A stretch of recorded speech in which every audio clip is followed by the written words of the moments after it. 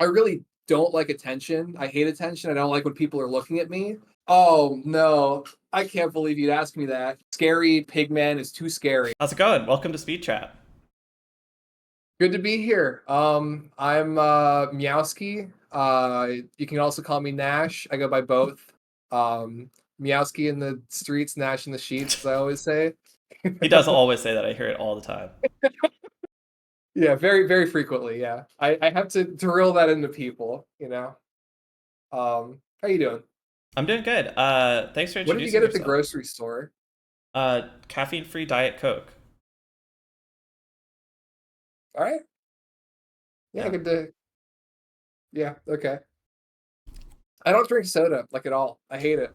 that's probably good. I got the like the gene where like soda tastes like dog shit. So That's I'd lucky. rather I'd rather have like just straight Everclear in my mouth than like soda. I don't like it.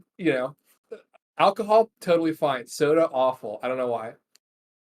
How like carbonated drinks too? It's not just the It's carbonation. like it like I think it's mostly the carbonation. It's just like spicy, I guess. Hmm. Like I'll like beer is kind of the same way, but it's a lot more tolerable for some reason. Hmm. Interesting. Um, I can also cut like soda with alcohol, and that's like more fine because it's less abrasive somehow. Interesting. But yeah, soda just sucks. Well, that's probably good, assuming it means you drink water instead. Hmm. Better for you. Yeah, I just mostly drink water. But onto the actual stuff that's going to make it in the episode. This will probably make it an episode, but yeah. Yeah, so what you I guess what your history, you said you're Meowski on the streets and so on, but um Uh-huh.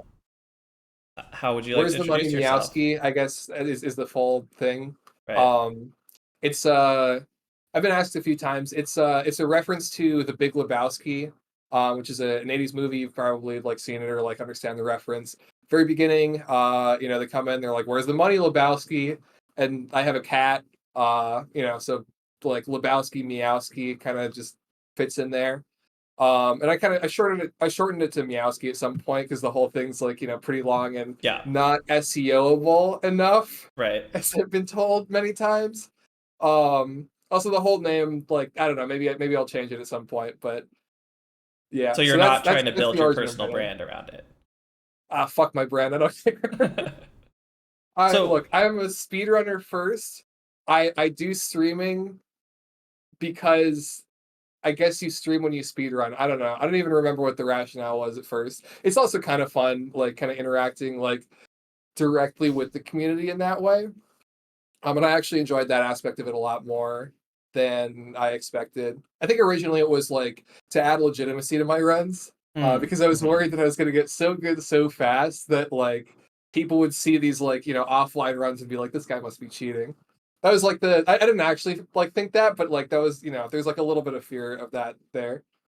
Makes sense. Um, yeah, I don't think that we've ever really actually had that, but it makes sense to think about it, yeah. I especially mean, I without also knowing. like had never been like really in the speedrunning community, so I didn't really understand what the verification process was and like what you know how much people really believed you when you said you got like certain times or like what the burden of proof is, I guess. Um, and it was also just kind of I guess more than anything, just kind of an excuse to like try something new. And to like meet people, I guess. I don't So know. you said you weren't really into speedrunning. So is Link to the Past your first speed game? The way you had talked about some other Yeah. games, I thought that that wasn't the case, but it is your first speed game. Yeah, it is. I've thought about getting into other ones. I tried Celeste at some point in the middle of my Link to the Past journey, and I found that like, and also like Super Mario World or something, didn't even do a run of that. Found that like platformers I don't really like enjoy.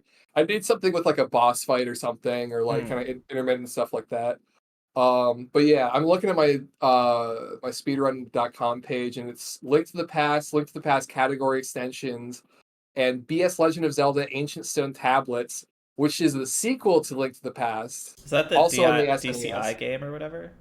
It's not that. It's also on the SNES, but it was released exclusively in Japan through like Satellaview. So they Okay. would Yeah. do like Right. do it like 1 week at a time for 4 weeks and like stream it through satellite in like the '90s or something. crazy ahead of its time, but just not really like marketed well and not like too far ahead of its time. So it like wasn't really a good idea. But it's a cool concept, and I have the record for that for True 80% for that. That's crazy. So that was fun. Yeah. Nice work. So you're famous for boss RTAs. You sort of started learning any percent NMG, and then you, I guess, lost your mind. Some call me crazy, and they would be right. Um, so do you? I could go through like the whole speedrunning journey, I guess. Yeah, yeah. So I started. Let's see. I guess I started Melee before that. That was like the first like I guess competitive like game like try hard gaming type of thing, right? And that kind of broke the mental barrier of like this is the. And I've heard like some other people say like kind of this exact phrase before. I think from Concision specifically that he kind of like broke through that. It's like through like to the past, but this is something that other people do. You know, like Oh, I yeah, can't yeah. do something like that. I'm not a gamer. You know, like I play games, but I'm not a gamer, right? And then that I had like a mental barrier for because I was like shit at like Call of Duty when I was a kid or something. Played Melee, didn't expect to be able to wave dash at all, and then ended up like loving it, going to tournaments and shit, and like I kind of really understood how to like grasp skill improvement Hmm. in like a video game kind of sense, and also like in a greater sense. This kind of helped me in a lot of other ways. Um, just because I don't know, it's like the game's really demanding. It's a very competitive environment, and there are a lot of like resources as for being able to break down the whole thing into like a really structured way to help you sort of improve at it. And that really helped with like Link to the Past and speedrunning and like a lot of other stuff I did after that. So How long were you now, playing Melee? Or like when did you start playing Melee competitively? so I first ever touched the game. It was summer of 2015. Never like even touched the game before. I was playing at some friend's house. It clicked. I liked it a lot. I spammed like Marth F Smash or something because I was like, I figured out that was a good character somehow, right? And I still lost, and I was like, why am I losing? So I look up stuff, found out there's a documentary. There's a whole competitive scene, kind of like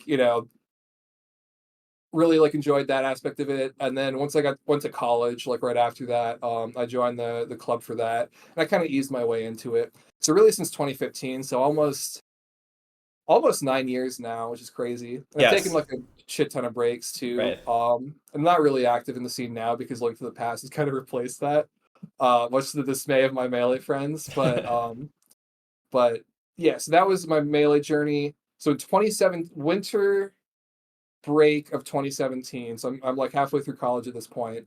Um, by this time, I am like kind of generally aware of what speedrunning is. I think maybe through Melee or just kind of through internet stuff in general. I think I just jumped There's a down fair amount incredibly a few of times. crossover between Melee and speedrunning, like Silent Wolf speedruns, Chillin speedruns, Armada. I don't know if he still does, but he was an SM64 runner for a while. He does, yeah, he does SM64. I think he does like mostly 70 star or something. Maybe some 16 star. I don't remember. Um, there's also even in this community, there's you're a former Melee player. You can't hide it. No, I don't try to hide You it. haven't Yeah. you haven't mentioned it yet, so maybe I don't know. I was thinking maybe you were hiding it, but No, no. Corey Yerok, he was in the Smash documentary, Oh, really? and was I'm in also like, evidence.zip.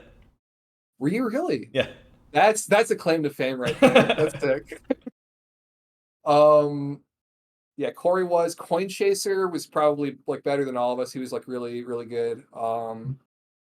Who else?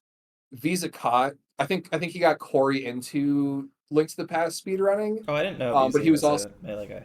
yeah, he was also a Melee guy. They were both like North Carolina. I think Corey has like a win on PPMD in tournament or something before he was good. I took a So game that's off like another PPMD in tournament.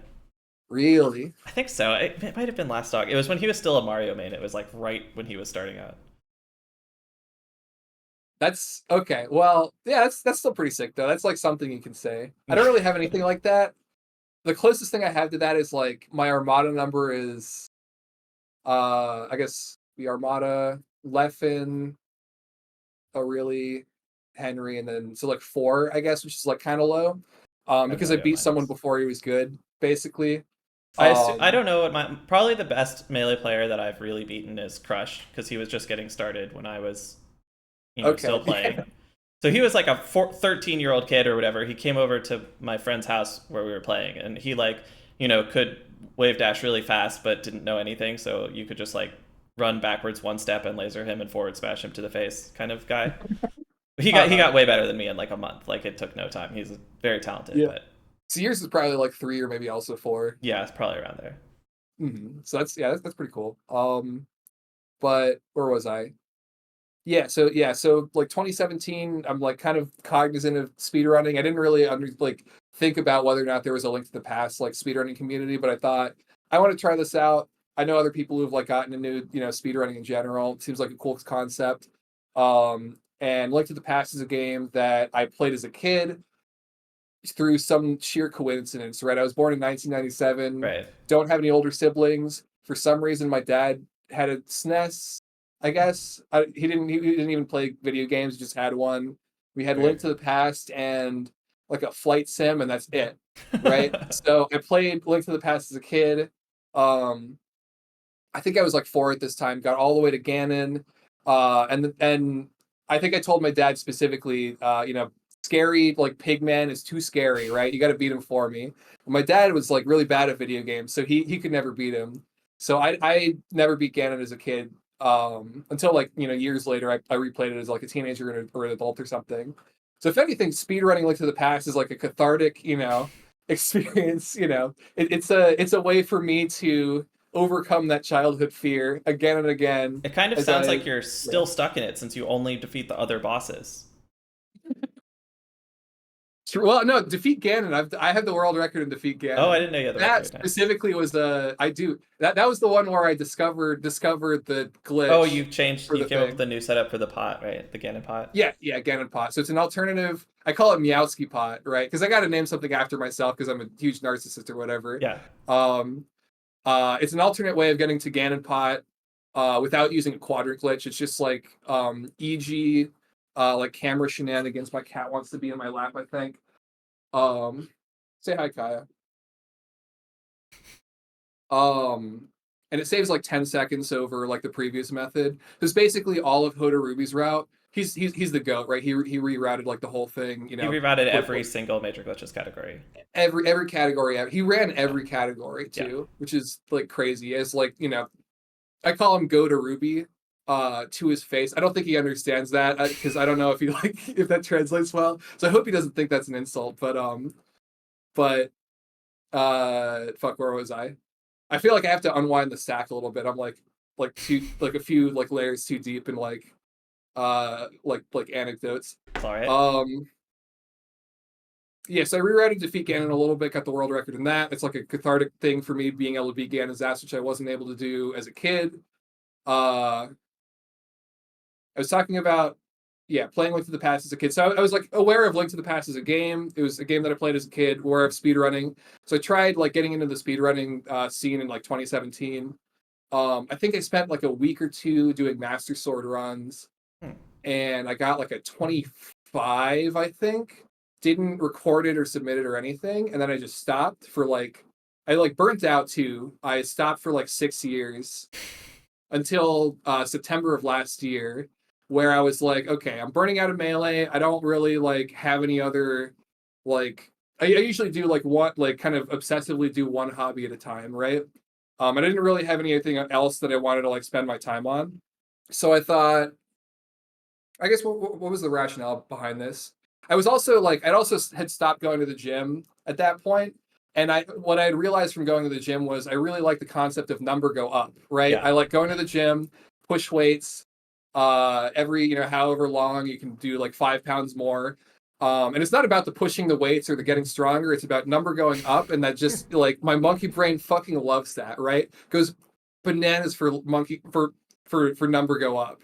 So I thought if I like number go up, I'll probably like number go down. It's like a kind of adjacent, like, um, Yeah. gamey thing, kind of like melee. It's kind of a fusion between those two. I've tried it before, I burnt out, but I'll like try it again now that I'm like, older, wiser, smarter, stronger, better, or whatever. Um, I tried it and I like absolutely blew past me and out of the water, right? I like got like I thought I was going to not retain any of the information from the or any of the knowledge from spending 2 weeks on it, like 6 years ago or something. I remembered a shocking amount of the Master Sword route. I Wow. think I cut off like I practiced and then did a run, and it was like a minute faster. And this was over the span of like a day, and I was like, wow, I guess I'm just like better than past me at this. I guess I could kind of be good at this. So then I like was grinding Master Sword, got to like a 23 something, moved on to NMG, and that was like a lot longer of a process.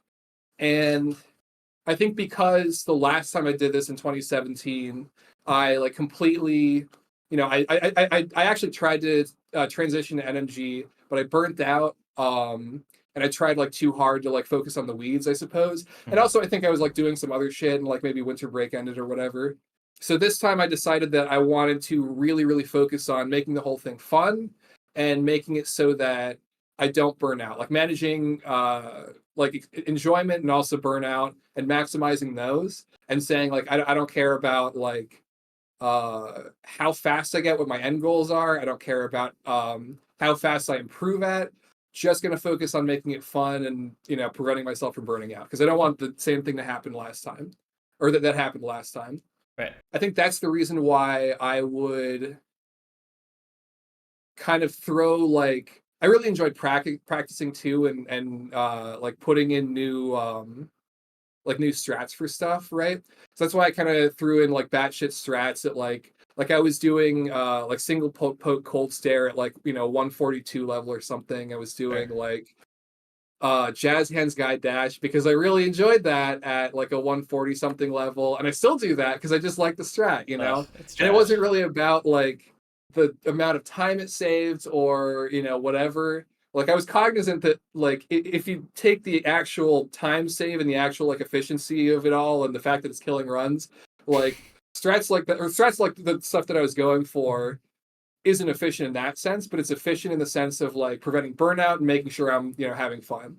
So that was kind of my mantra. That's the reason why I kind of got a reputation at the time for going for like kind of insano strats that weren't really what someone of my skill level at the time should have gone for. But I don't know. I said like fuck it. I don't care about like finishing runs, uh, or even not losing like a minute here or there. Like gonna go through, make sure my runs are something that I try to like improve during and like learn from. Because at that point, I was just big into improving at the thing and not caring too much about the time. And I think that was like a really good approach to it. I also was really really deliberate about not setting any like super long term goals or expectations. I think my first goal was like sub 2 hours, and I didn't look beyond that at all. And then sub like 150, 140, and then I said to myself that I would like try to go for the 130 and then quit after that. But I ended up like keep going. I ended up continuing it. Where else? Feel free to ask me like any questions if No, you have this is any great. like as they pop up. Um, Did you so keep I going? actually So when you got the 130 or the 129, did you take a break at all before going further, or did you just go straight down to? I forget what you're at now. What, low 127 or 126 or something? 126.51 is where I'm at. And I know Okay. that because I pulled up speedrun.com. I don't know that off the top of my head. I Okay. knew it was a like high 126. Yeah. But yeah, I got to a 129. I got invited to the secret 129 or sub 130 Discord, which totally exists. Yeah. Um, no, I got put on the like the spreadsheet and all that for the splits and stuff. And I like told people, I made sure this is my like final goal. I'm gonna take a break. I might come back, whatever. And then like a few days later, I was immediately going back into runs because I just enjoyed it. I Yeah. wanted to do more. I felt like I could do more. The game kind of has a hold on you in that way, right? And I felt like I could have. I don't know. I just wasn't really done with it. Trying to think if there are any. I took a few detours on the way. Yeah, I got the thing pulled up here. I did true any percent for the first time after I got my 136. Went back to Master Sword. Um, did an awful like underprepared hundo run. I think I got like a 130. I'd like tied Andy in true any percent before I got my sub 130. Yeah, I didn't realize that's how the timeline ended up with that. Yeah, and then it was like kind of the Greenham called me like the distracted girlfriend meme at that point. Like I wanted to get the sub 130, but then I also wanted to do these other fun Yeah, categories. sure. Like I think RMG Master Sword. Yeah, I also did like a little bit of that. Um, I just kind of like learning other categories and like fucking around with different aspects of the game. And I think that was also pretty good because trying out other categories and keeping things fresh helped like prevent burnout as well, which is kind of one of my goals. Um, because that's how I justified like not just hyper focused tunnel on the sub 130 at that point. But I got back, I got the sub 130. I was in a call with Ray too. I remember that he was like kind of coaching me through that. That was a lot of fun. On Um, your sub 130? yep, yeah, Oh, he that's cool. was, yeah. So if you watch the video, he's like in the call. Um, can't remember like anything specific from that. I felt like even at that point, I wasn't really super invested in the runs, right? I think at that point I had never even felt nervous like during like a speed run, right? Because I don't know, it's just like a fun thing. Like the stakes in my mind are like very very low, just kind of a fun thing that I'm doing. Um, I don't know. I started to get like more nervous towards the end once I started really caring about the times and feeling like once I felt like I was kind of good, that's when it was over as far as like not You put having some pressure nerves. on yourself. Exactly. Yeah, yeah. Yeah. I think it's like pressure. It's like expectations. It's the idea that I'm somewhat good at this, so I deserve to be playing at this level, and if I'm not, then I'm like betraying my expectations or something. Something like that, right? I think is what's going on mentally. I think there's an element to it where, like, when your times are in free fall, none of your runs feel like, oh, I'm never going to get this opportunity again. But once you're like, when you're at some point, you're like not improving as fast anymore. And then if you get on a really good run, it can feel like, oh, I got to close this one out because it's going to be a while before I see this kind of pace again. That's one That's a aspect good of it, I point. think. Yeah. So yeah, so some of it might also be like I just wasn't really at a plateau at that point. Yeah. So it didn't really affect me that much. I also tried to do a really good job of like and I kind of had like experience in melee tournaments and stuff, like managing my nerves and expectations, being okay with failures, stuff like that. Like I would go into Ganon and be like, you know what? There's probably a 50-50 shot. I wasn't very good at the Ganon fight at that point. Probably a 50-50 shot that I absolutely blow it and it's going to be hilarious.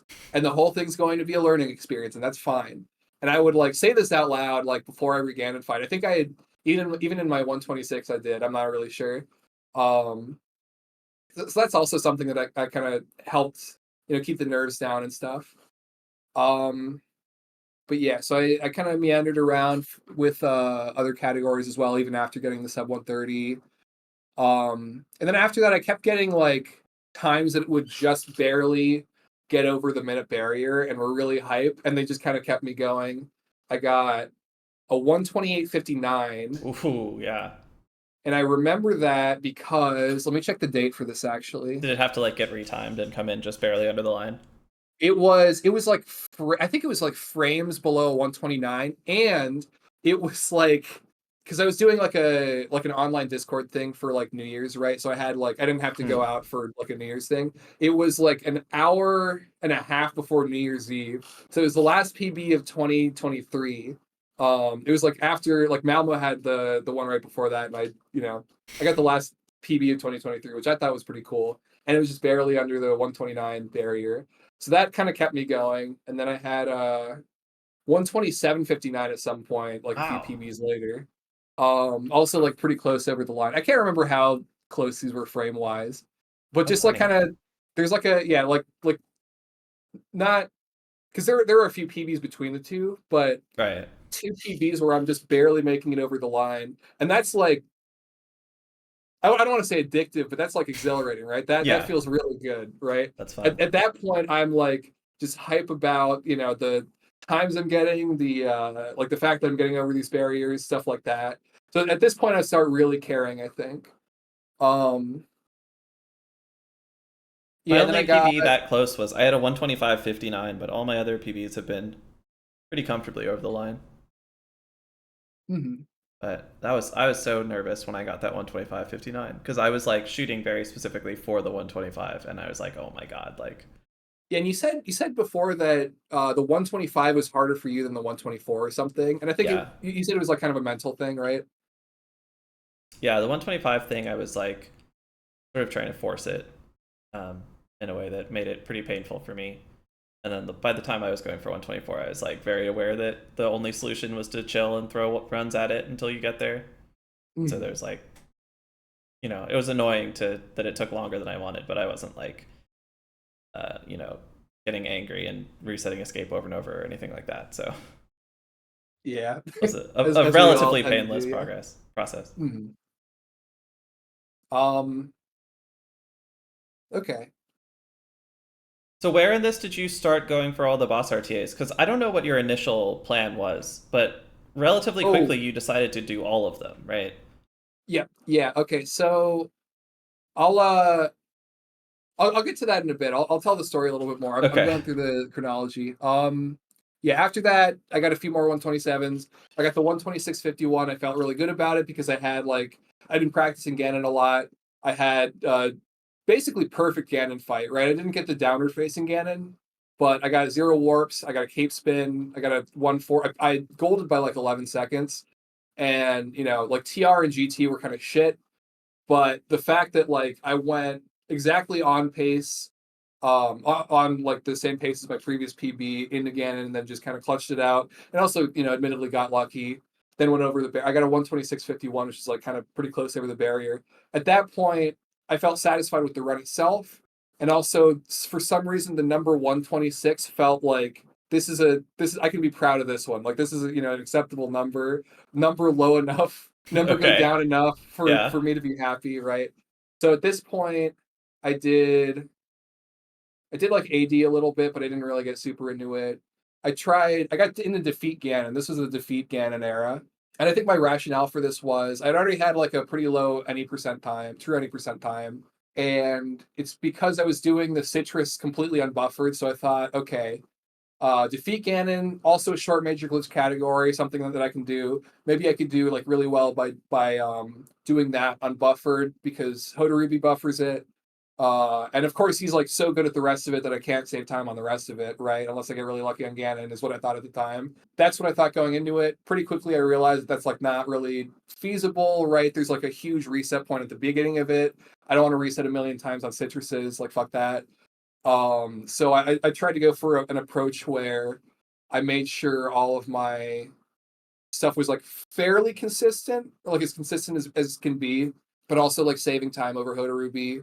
I found Meowski Pot at that point. It was like a manic few days of like basically like accidentally figuring out that you can do like a quadrant glitch type like camera unlock thing, and then brute forcing like camera transitions, and then like doing what multiple people told me would have been impossible, which felt really good.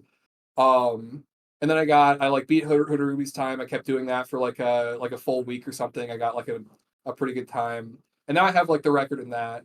And I did like the RAM prep version. And at that point, that was like a turning point for me, I think. That was the beginning of the end, right? Because I thought like, wait, I can get like records and stuff if I put enough effort into it. I'm probably not going to burn out because I'm really invested at this point. So I'm just going to really just, grind out runs, just throw runs at the wall nonstop. Let's see what else I can do. Did you also get record in RAM prep? I got record in RAM prep. My RAM prep record is actually better relatively than my non-RAM prep record, Hmm. even though I only finished the category once. I just had like a really good run, somehow good Ganon RNG probably. So I'm never touching that category again because it's not even. It's like it really shouldn't even be on the main pages, but Yeah. there's like a yeah. Historical reasons. Um, Oh, you know what? No, there was totally okay during the Defeat Ganon arc. There was totally overlap with my category extensions arc. Yeah, because this is all like 3 to 4 months ago.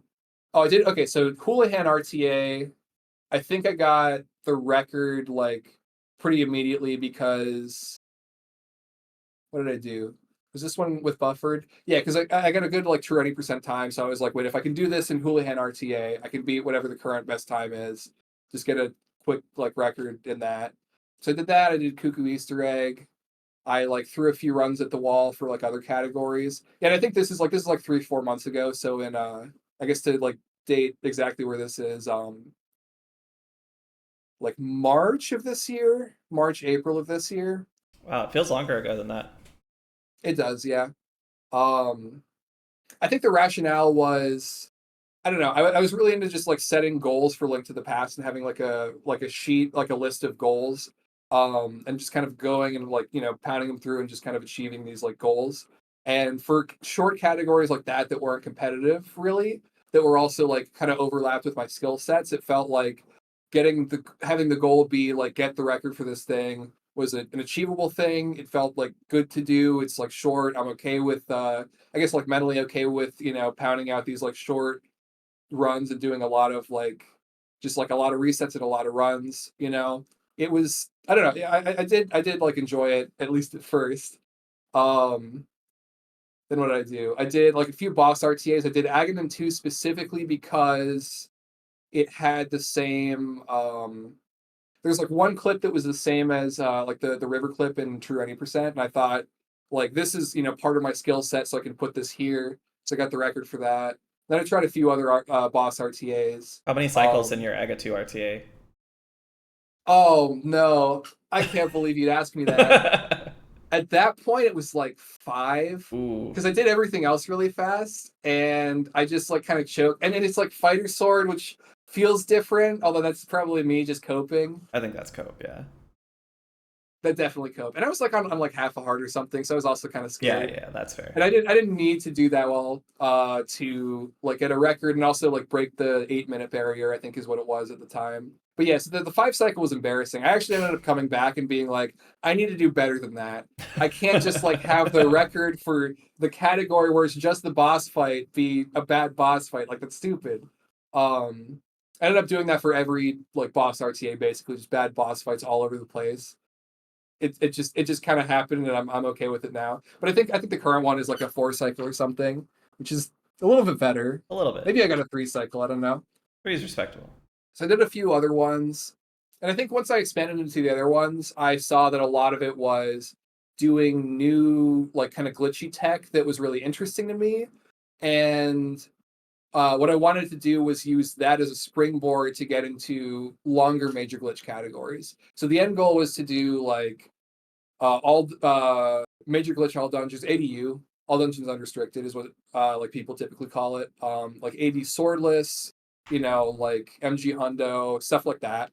Um, because I just kind of like the like glitchier runs. I was good at the glitchier runs. Yeah. I was a big, and I still am, big fan of like Hodarubi and all the stuff he's done. And he had records in all of them, and like had rerouted all of them, and had just kind of completely like changed the landscape for a lot of them. Right? I think like he optimized ADU and dropped the record time by like 10 minutes or something crazy like that. Right? Just like basically I think Yuzuhara also had like something to do with that, but that was like really cool and inspiring to me because it showed me an aspect of speedrunning that was different than just the number go down thing, Hmm. right? At this point, I'd kind of evolved from just enjoying number go down to enjoying number go down, but also the actual gameplay and the execution, and I have respect for that, and there's so much depth for it. And then like, oh wait, routing's really cool. All this glitch stuff, like, there's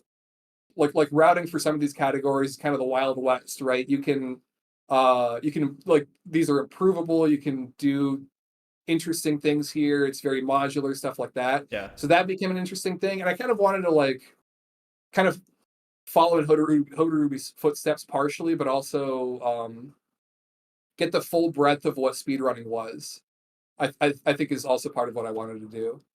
Routing could definitely be fun. As a historical note, someone's going to cancel me on Discord for this, but the rough timeline of what happened is that hook pushing was found in like 2019 by Mhm. mostly Yuzu and Pickus, with contributions from a bunch of other people, including like Can and some others that you would probably know. I can't think of right now. And then the major glitches categories were like really open to rerouting at that point, but they mostly didn't get really rerouted. Or they would like get partially rerouted, or like the most obvious low hanging fruit hook pushes got put in. But over the next few years, like first of all, we learned more about hook pushing and the things that we can do with that, and I'm sure other glitches also got refined and so on. And then Hoda did a pass where he was doing all the categories, and as part of his pass through all the categories, he also like went in with all of this knowledge about, especially hook pushing, but other things too that we didn't have yet the last time everything got fully rerouted. And so I think that was where a lot of that rerouting came from. Was like there was a bunch of new tech that nobody had like taken the time to apply to the old categories yet. Yep. Yeah, definitely. Yeah, it wasn't just him, throwing shit at the wall and randomly like dropping a shit. It was like a lot of people, as you said. Yeah. But he also like really had, because I talked to Taj about this, and Taj has done a lot of kind of really similar stuff in the space of like using like glitch applications and very, or like using glitch. Yeah, so Taj kind of did the same stuff in the same space as Hoda Ruby, and he said that Hoda Ruby had like a really really good like gift for that kind of stuff. Right, he would think in ways that other people wouldn't. So I do want to give like credit to that specifically. But yeah, like actually finding the glitches and stuff was mostly like using Aracon, I mean, Yeah, yeah. stuff like that. But yeah, I don't know. Basically, I'm passionate about like all that stuff now, and I wanted to like kind of get into it. And I figured I could either just actually learn the runs, piece by piece, or I could learn an intermediate run like between actually learning those longer runs and use like these other shorter runs to kind of learn and test my knowledge on like specific glitch applications, right? So there was like usually like in the beginning of it there was like a very specific purpose for why I was doing a category. I think I did mold arm specifically because I wanted to learn like the diver down thing, like select buffer diver down. Maybe Oh yeah, landmost yeah, yeah. too. Armos was because I wanted to at some point learn swordless, and like there's like a huge overlap with swordless. And then at some point it was like, well, I've done 4 or 5 of these. Why not just do all of them, right? Do all 12 of them, just kind of have it be a set. So I just kind of kept doing them, and then I would go back and improve my times.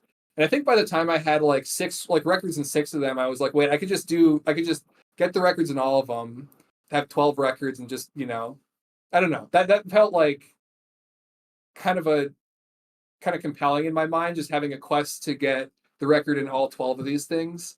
So just kind of went for it, I guess. I didn't even really think too hard about it. I just kept doing it. And nobody was there to stop me. And I got to Did you succeed? no, not yet. Is Landmo I the one you have don't have? 10 out of 12. So Okay.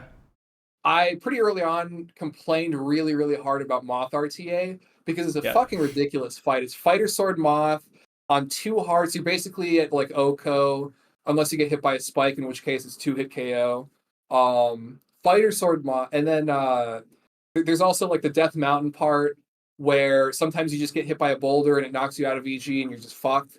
So there's like that, and then like the rest of it's like kind of hard. But I don't know. The run seemed at the time really ridiculous, so I complained about it a lot. I kind of, it kind of became like almost a meme, me complaining about Moth RTA. So at some point, I decided like I'm not going to do this shit. I think this is before I decided to even do all of them. Right? I said I'm not going to do this shit. I'm better than this. I'm not going to get sucked into this category like I did the other ones.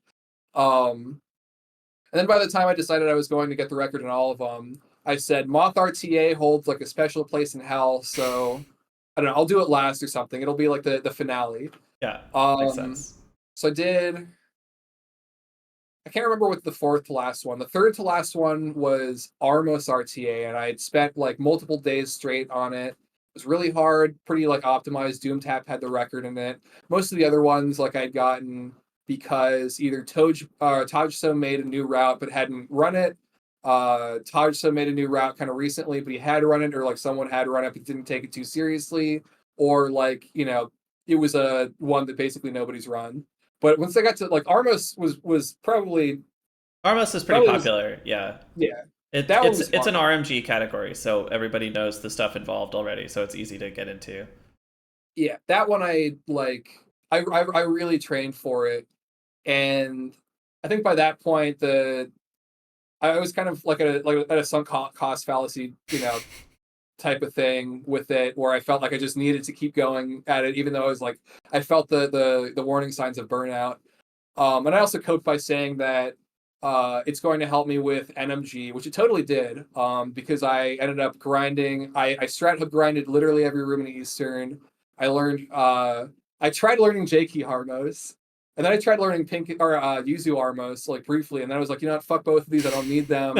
I can do like the clip at the start really like fast, and then do the rest of it decently fast. So I did learn Pinkus Armos for that, and I still do Pinkus Armos for that. So that's something that came out of that at least.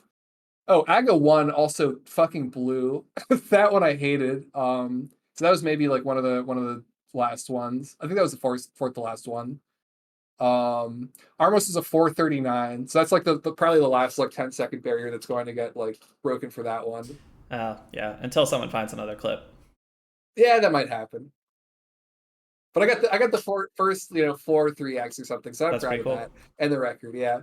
Also, just like I guess as was foreshadowed with Aga 2, I messed up the boss fight for it too. I shot 6 arrows to the right, and I'm like, in the middle of the fight, I'm like on pace. I'm kicking myself and freaking out. Like I just barely like gotten the last arrow drop or something, because you need like one arrow drop, and I got it on the last Igor. And I was like, I can't believe I fucked this up. And I still like ended up, despite the mess up on that, I think I had good RNG and execution in the dungeon, so I ended up getting the record for that.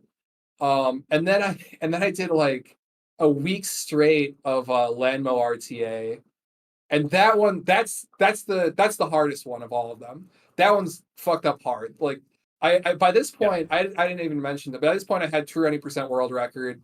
That's the technically the most popular category for Link to the Past on speedrun.com. It's got over 1,000 runs. It's not the most competitive by any means, right? Just to make that clear, right? Like most of the people who do that just kind of learn the jump, save, and quit method. So it's like, There's a lot of you like know, 258 to 310 runs, like yeah, yeah, yeah. 5 to 10 every week come in. And that was hard. That took, a lot of like, you know, trying to like route stuff, think about how to do stuff differently, figuring out how to do like different grip changes and whatever else. Like what controller am I going to use? Am I going to use this or that? That one was hard, but like Lenbo RTA is like fucked up in its own right, because it's because FSG just decided it would be. That's It's it. the That's only literally boss it. RTA that's had any serious consideration by a player of that caliber. Yeah, yeah. I think even Doomtap, when he did like Armos RTA, he did I'm just gonna go off on a limb and assume he did like 2 hours of runs, if even that, like one day, 5 years ago or something, and said, "Oh, okay, sure," and that's it. Yeah, I But doubt like it was 5 years ago, yeah, but I'm sure it was along those lines. Yeah. I look, I don't know. Time is an illusion, right? But yeah, so FSG decided he's going to do the diver down completely bufferless, which you don't do in like any other category. Or at least at the time you didn't. Now I've like inspired people to do some really fucked up stuff on the category extensions page. Um, but yeah, so he did that on a stock SNES controller, and then he got like a really good land mode fight. It wasn't like perfect, but that's there's a lot of like farming for RNG, especially in sword land modes. Um, and so a lot had to go right for that. Yeah.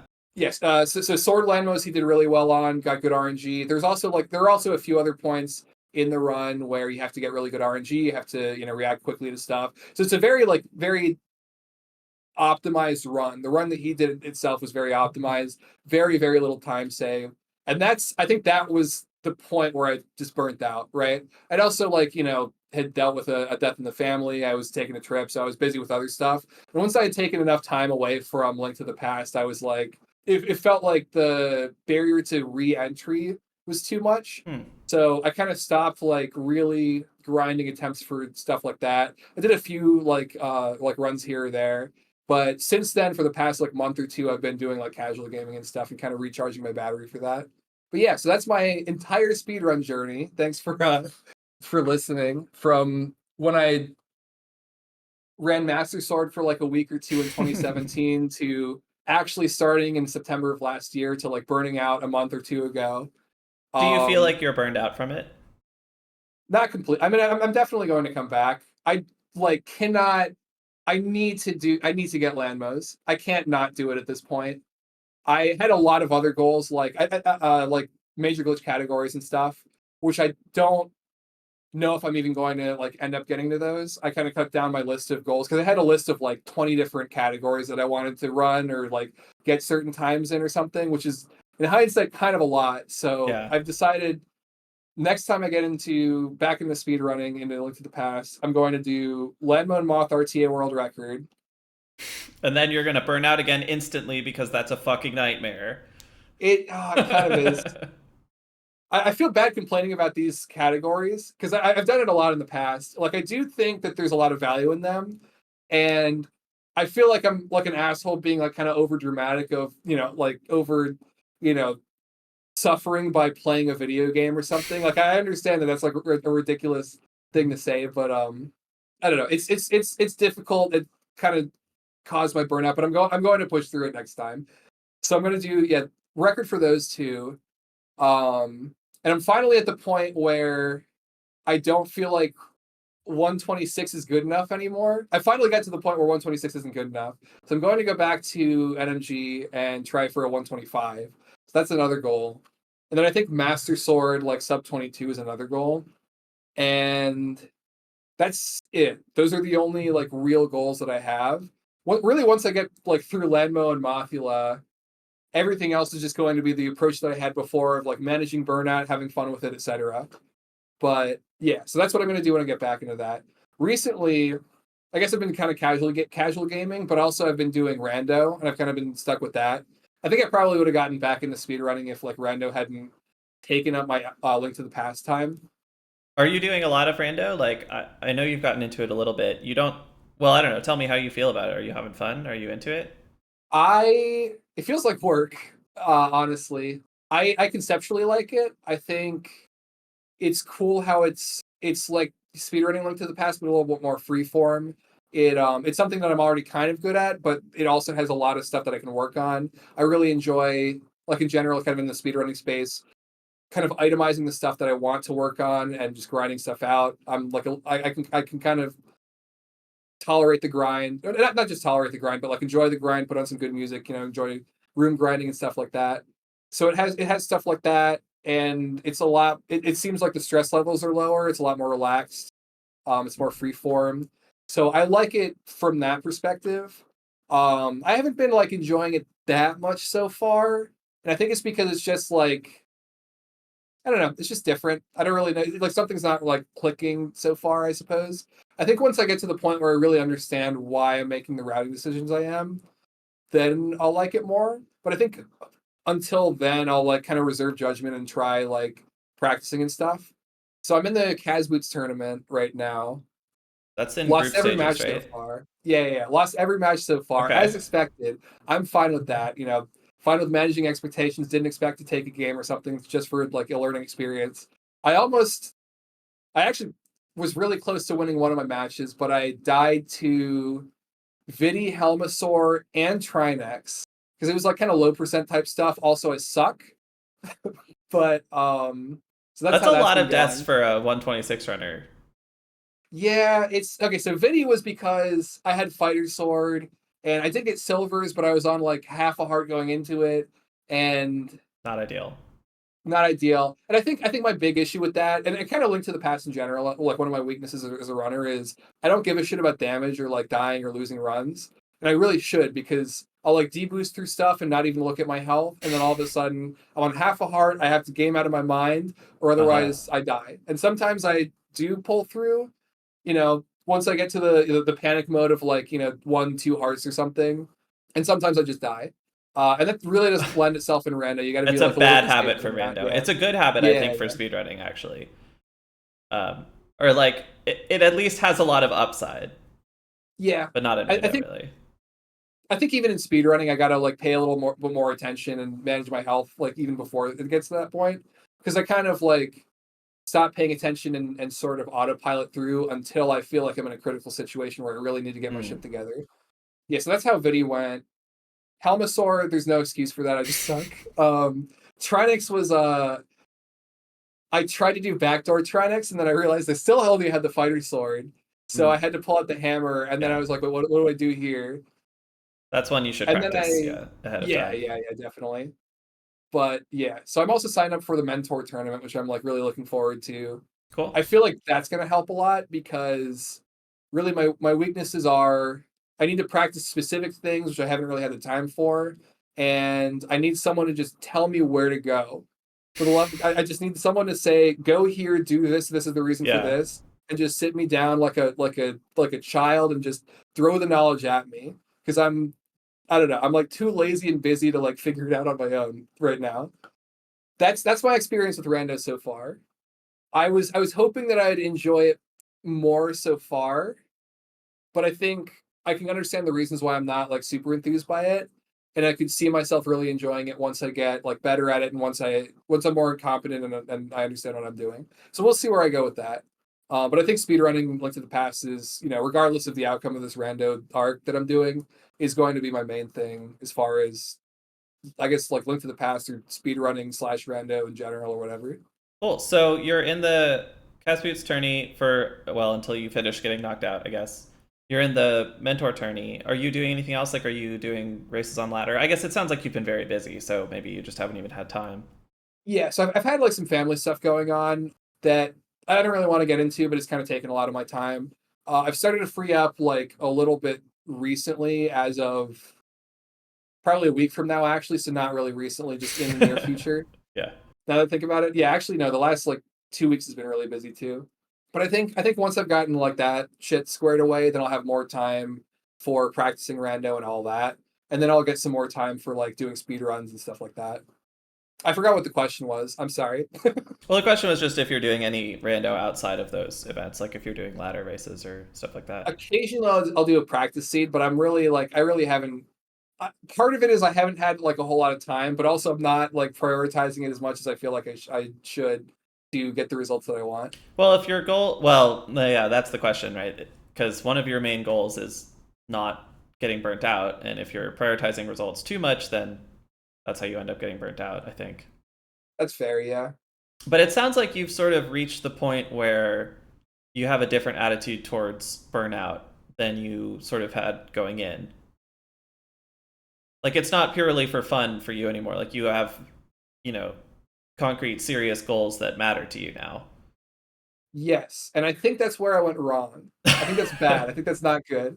I think I Uh, found success with that in terms of like all these little trophies on speedrun.com, but I think what's the word? I think I found a local maximum, but I'm on like a little hill here, and everything around it is like brings me way down here. If that makes sense. But the global maximum is way over here, and I have to go like down here to go up there. Does that make any sense? sure, yeah, yeah. I'm familiar with the concept of global maxima. So I think like once I get back to speedrunning, and also like I'll try to do this with Reno as well. I'm gonna go back to like not having too high expectations or concrete goals and just kind of vibing my way through a little bit more. I think that's gonna be better for me. Okay, so when you do return to speedrunning, are you going to focus on?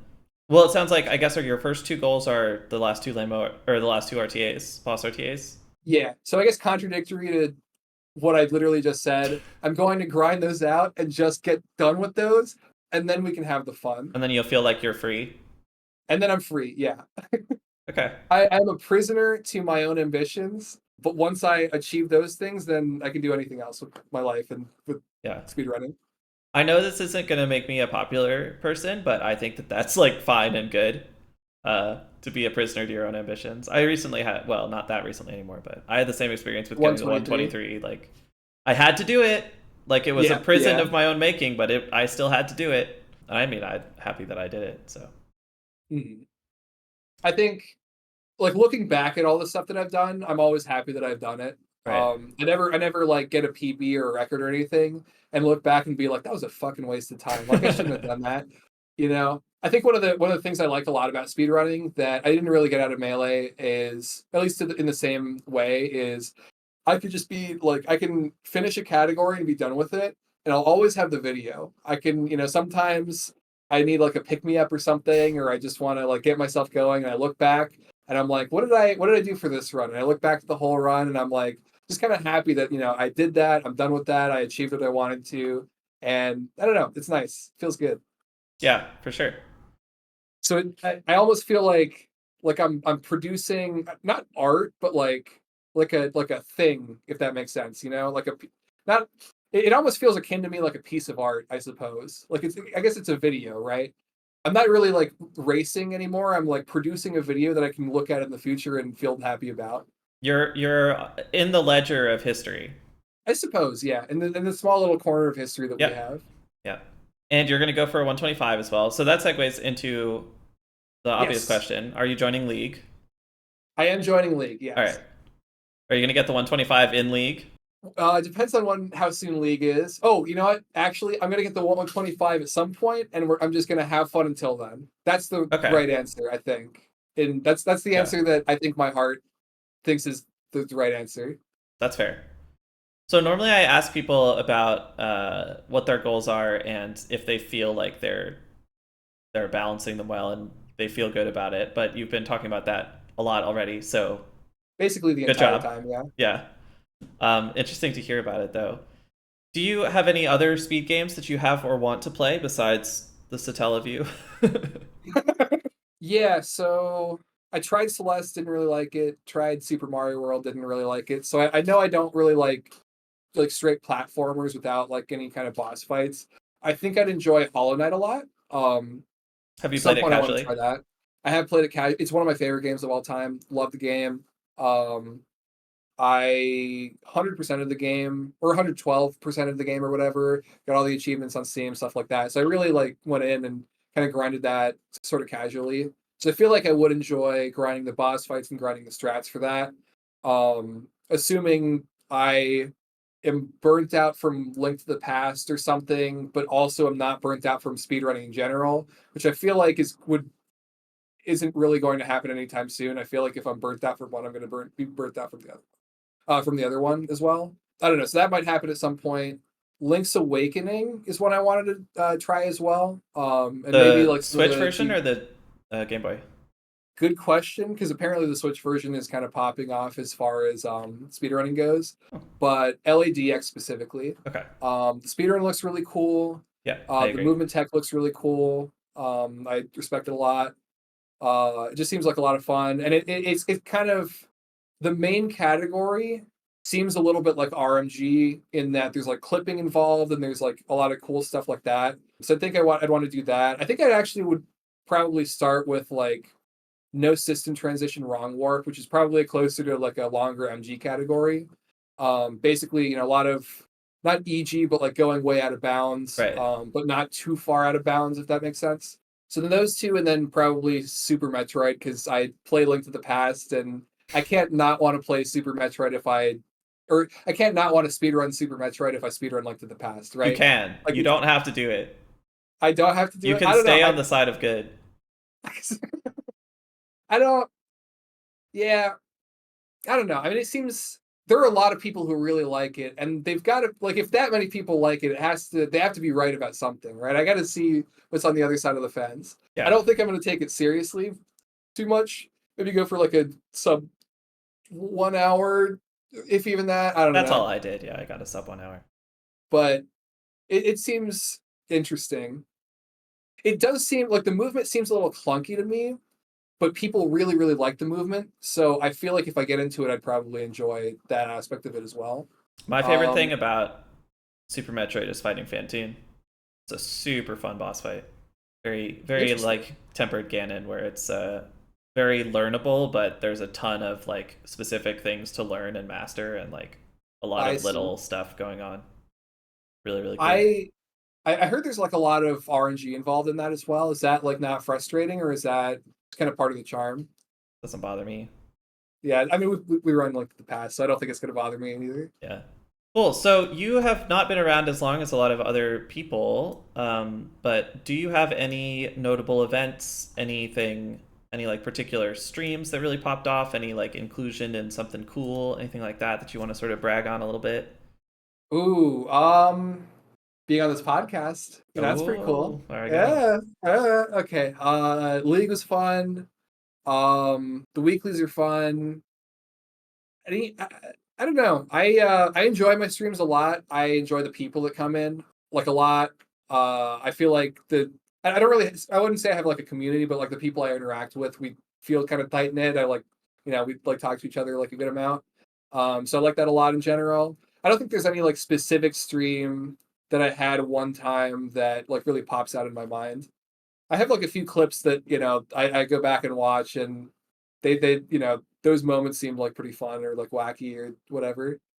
But yeah, I don't know. Nothing really specific comes to mind.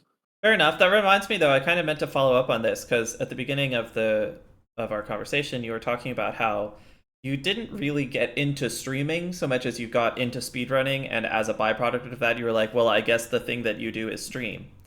Mhm. But I wanted to kind of ask if, or like, how streaming feels to you. Do you think that the streaming aspect of it helped you not burn out? Like, does it keep it fresh? Do you have, I don't know, anything you have to say about it?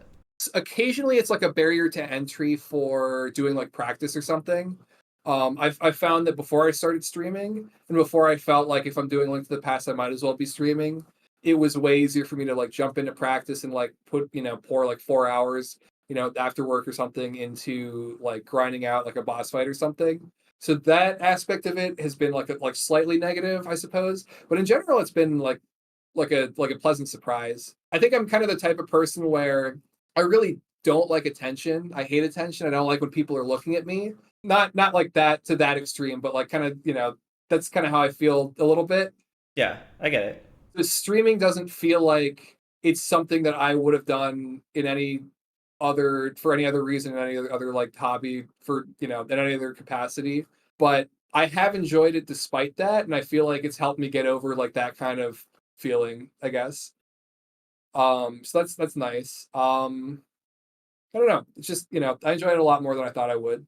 I kind of assumed it would be like this weird like rat race to try to get as many viewers as possible and be like inauthentic with people, but it's very like the small communities on Twitch seem really cool and like tight knit, or like some of them specifically like to the past Yeah, seem really cool and tight knit and fun. It's like kind of it's a way to socialize that I didn't really see before. It's like an avenue yeah, to like meet people that I didn't really like realize existed. And it's I don't know, it's fun like having people come to my stream, talk to me while I'm like streaming, and then I'll like go to the after party and like their stream or twin right. stream Yeah, yeah, or something.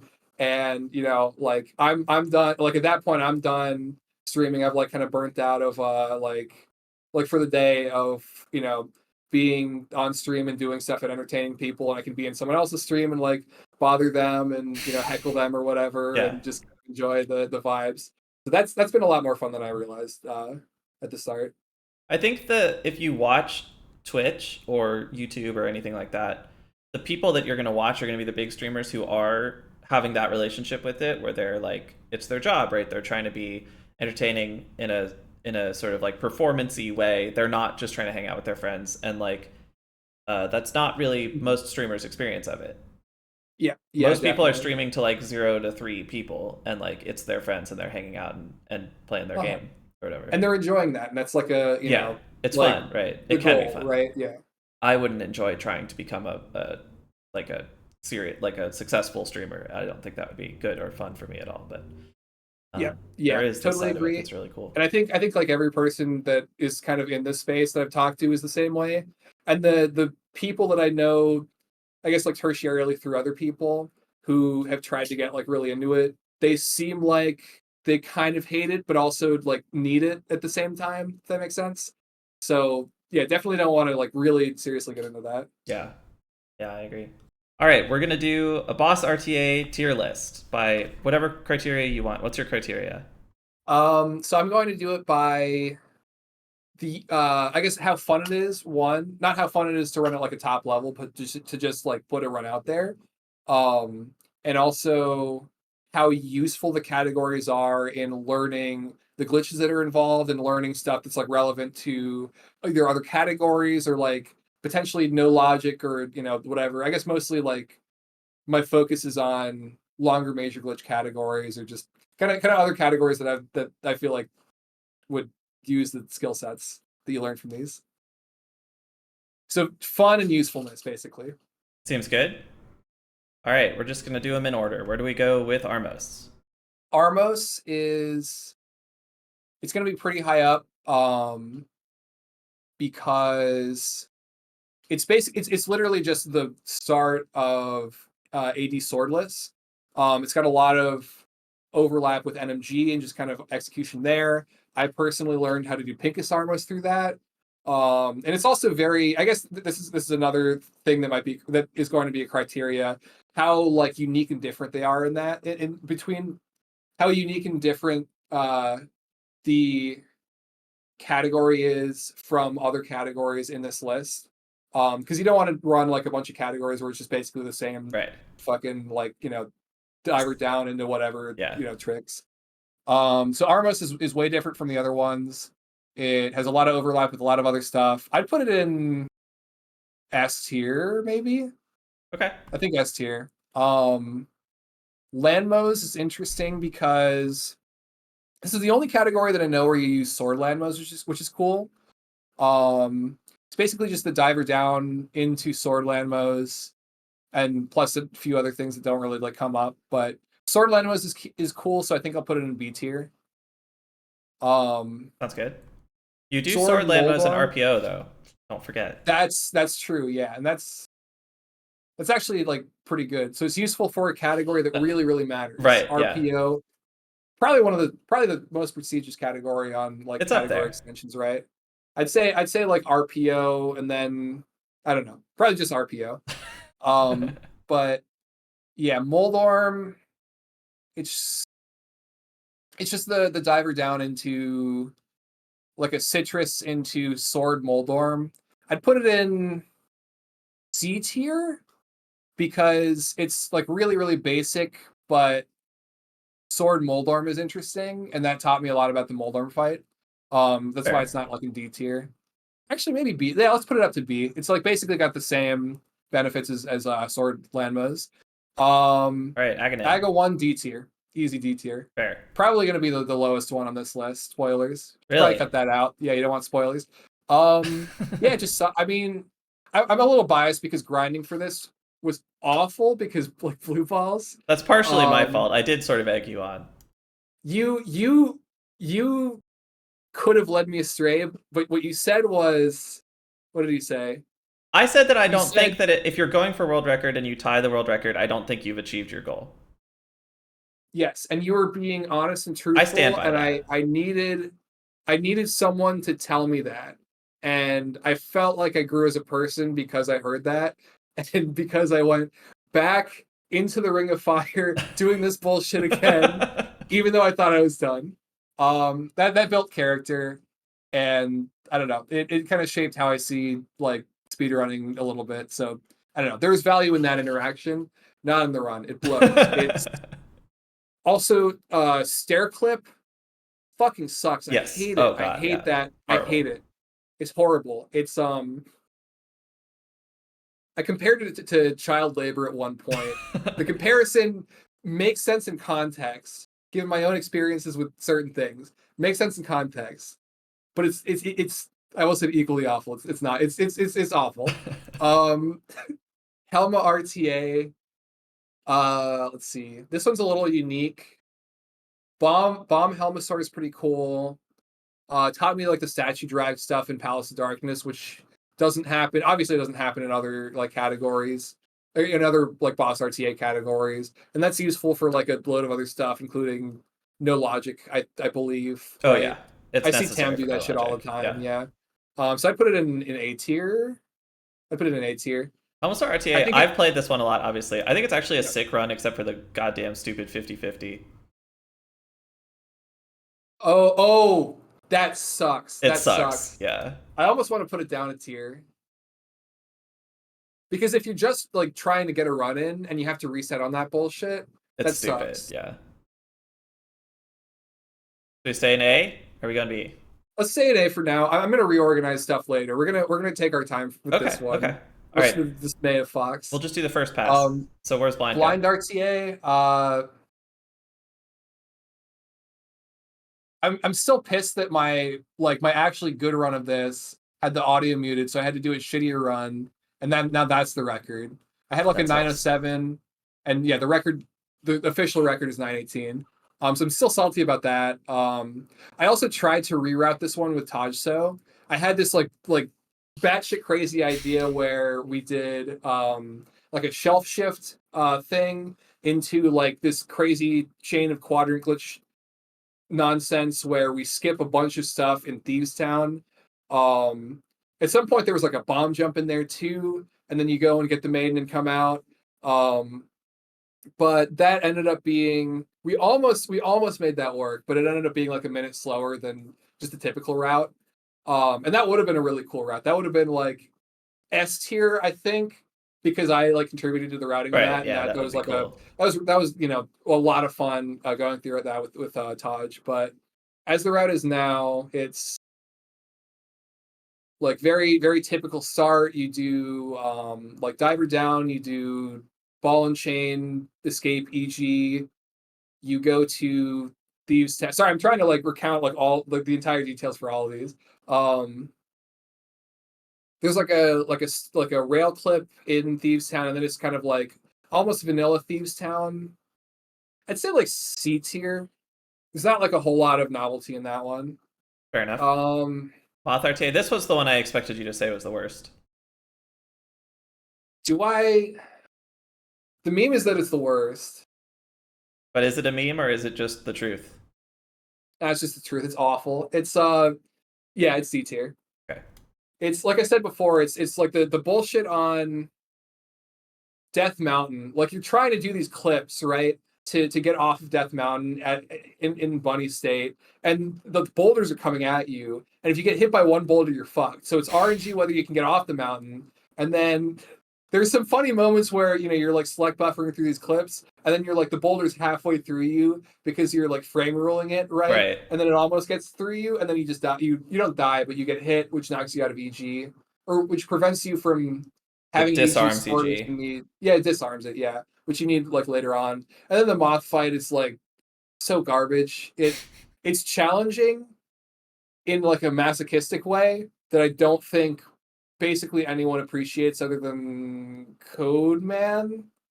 Probably, I think Code Man does stuff like that. I could be thinking of some other random Yeah. player. You know I what I'm hate talking it. about? I like a lot of the low percent boss fights. Like I think all the Master Sword boss fights are pretty cool, except for maybe Argus. But I hate Fighter Sword Moth. It's just like it's so dumb. It's so You have to stupid. be in there for so long to get 16 hits. Yeah. And then sometimes you just get like fucked by positioning, and Yeah. you get a spike up the ass, and you like release a spin, and then you can't do anything. It just sucks. Yeah. Um, partially, skill issue on my part. I didn't grind out the fight enough, but the whole thing just sucks. Fuck Moth RTA. Cold Stare was really cool. Cold Stare was the one that was rerouted by Hodarubi. Um, and it has a stair clip. It has three different stair clips, but they're different like things that are technically they're called stair clips sometimes. Like the diver down, which is I call stair clip sometimes. Yeah. The stair clip, and Right. then the clip in Ice Palace, which is the stair clip. Yeah. Um, That's funny. I like I that. find, yeah, that's fun. The actual fight's really interesting because you have to do like a Samaria refill, and you have to basically kill Cold Stare with just like Fire Rod, Samaria refill stuff. Um, and there's some cool stuff like leading up to it. It's like difficult, but it's also rewarding when you get it down. So I'd say A. I'd say B tier for that one. No, I'd say A. I put Helma RT in A tier. Let's put that in A tier too. All right. Um, Argus. Argus has some bullshit that I don't like, that I don't find fun. It has a 50-50 that you have to rely on. Otherwise, you lose a shit ton of That time. But I sucks. guess you can make the argument that if you're just trying to finish a run and enjoy it and learn stuff, you don't really care about the time and you don't care about the 50-50. So I'm not going to count that against it. It has another stair clip, which also sucks. Yeah. But what else? It's got like the true any percent Houlihan RTA clip in it for some random reason. It's got a shelf shift in it. It's got a death hole in it, and it's got the Argus fight where you like have to, which is kind of RNG based because you have to get Argus at the top and like despawn the puffs. Yeah.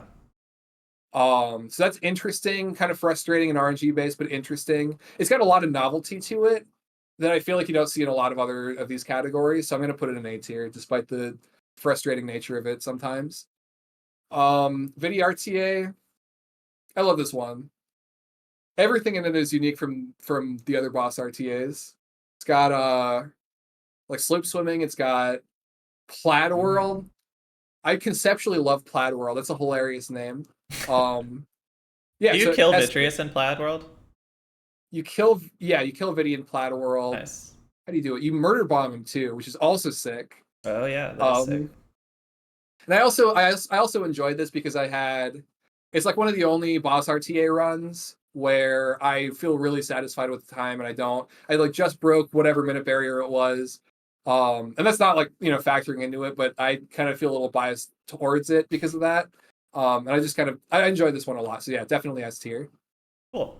All right, try next. Okay, try next.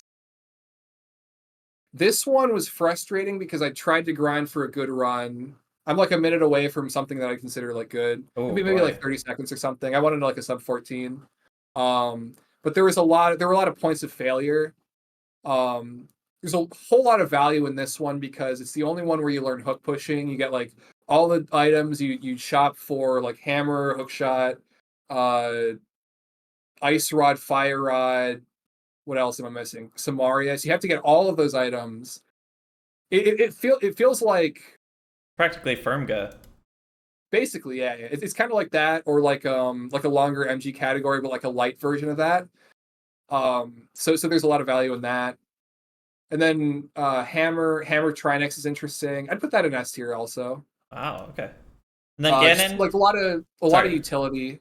Because now that I think about it, like if you wanted to do these categories, I'd say like, and you were fine with grinding. You didn't have any specifications for how long you wanted the run to be. You just wanted to like get the most out of it and have the most fun and experience the most. I'd say like the stuff in S tier I would recommend first, and then A tier, and then the list goes down.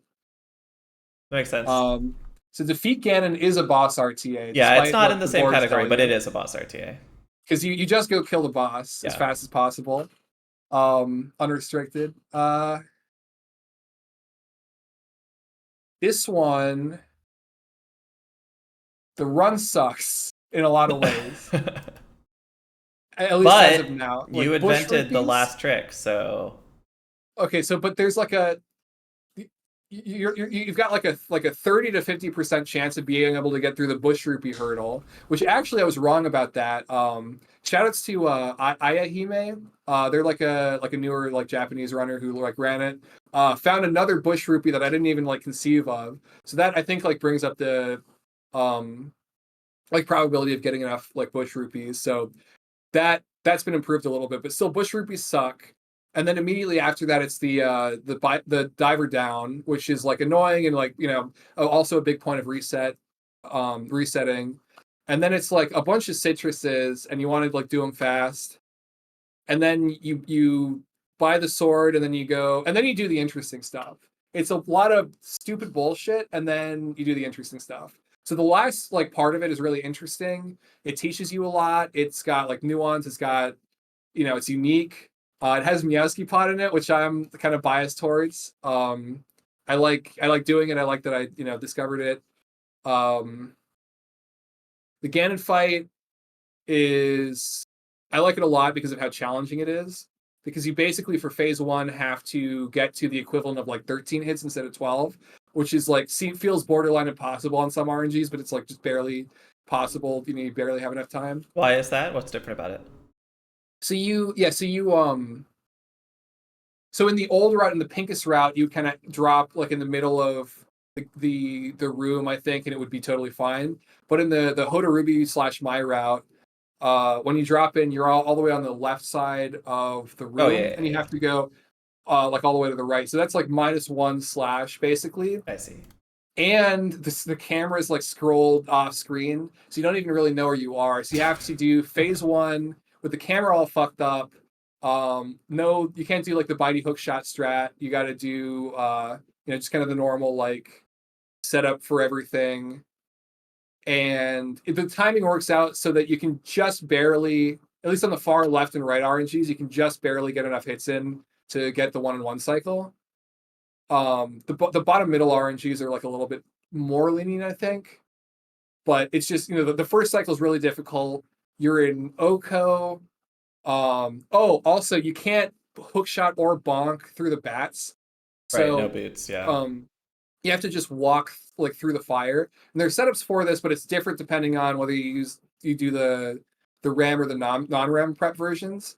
So and just because of all that, it's like frustrating and difficult, but it's also very interesting, unique. It's its own challenge.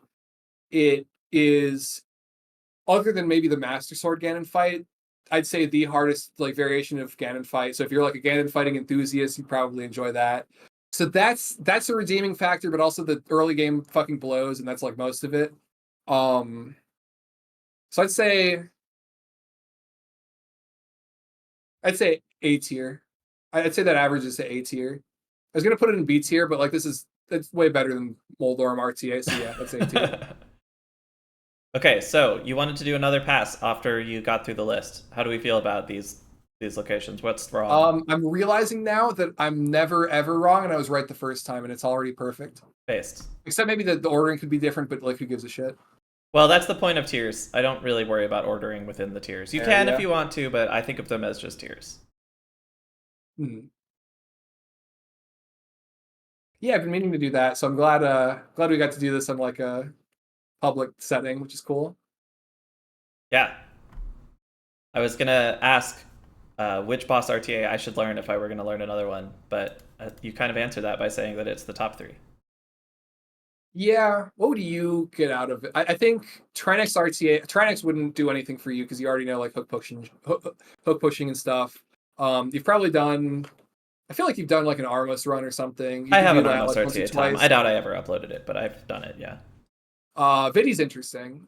Vidi's like pretty interesting. Murder Bomb's cool. Plaid World's cool. Slope swimming is it's like interesting. It's cool. Um, it's also got a similar start to Helma because you do quadrant glitch escape, I think. So, but it's like a little bit different. I can't remember exactly why. So you already have experience with that, so you can like just kind of jet through learning the first part of it. So I'd say for you specifically, do Vidi. All right. I don't know if I will do that, but I'll take it into consideration if I That's need something to run that's someday. fine. All right. Well, that's all I got. Thanks for coming on the pod. I'll link your Twitch stream below and anything else if you want me to. One last thing. Yeah. The people need to know Elden Ring. How far are you in it? Are you going to stream it again? And by the people, I mean Yoho, but also me a little bit. Yoho What's knows. the deal with Elden Ring? So I was playing Elden Ring. I wandered around for a while and I died to everything in the world and I never found anything that was fun and I gave up. And then Yoho eventually told me that I had somehow walked right past the tree boss at the beginning, but I don't know. I found Morgan, whatever. Margaret, yeah. And I don't know. It wasn't fun for me. It was like I could kill mobs and level up slowly, which doesn't seem very fun, or I can fight boss fights that don't like really. I don't know. It doesn't feel like I'm getting the feedback necessary for it to like be fun to improve at. It just feels like, oh, like I timed my dash either or my roll either too early or too late, so now I'm dead and I have to reload and walk back, and like I don't know, it just wasn't for me. I feel like it kind of isn't for you, just in that like I enjoyed the game a lot because I had someone kind of over my shoulders, like kind of guiding me through the early game. The stuff that, FromSoft kind of hopes that you intuit like on your own. But I feel like you would kind of object to that like morally almost because you'd probably say that that's bad game design, that you have to have someone walk you through the early game for it to be fun, basically. Does that sound like something you'd say? I mean, I do Or am think I that off? that's bad game design, but that doesn't necessarily mean that it's not worth my time to sit through it if it ends up with being a really good experience otherwise. That's fair, yeah. You did get through Sea of Stars, so I did get through Sea of Stars. That game, I don't think. I mean, it had some flaws, but I think was mostly good game design. I like very deliberately made it as punishing and miserable as possible for myself. That's totally on me. oh, fair, yeah. When I played near Replicant, I made sure to like, I think I said this specifically to myself, not pull a Fox Lisk and do all of the fishing mini games for it, Oh because that yeah. would have completely sucked the fun out of it. But yeah, I think that's it as far as like other things I wanted to ask. As far as like Discord Twitch stuff goes, I'm on Twitch. I'm Where's the Money Meowski. I'm not going to say that a second time. Tried just spelling it right the first time. I'm sorry, it's not like SEOable or whatever. I have a Discord, and if you're cool, I'll let you in, but it's kind of like semi-secret. Only the cool kids get to get in. Just DM me for it. Um, I don't have a Twitter like any other shit. It's just like Twitch and Discord for this. So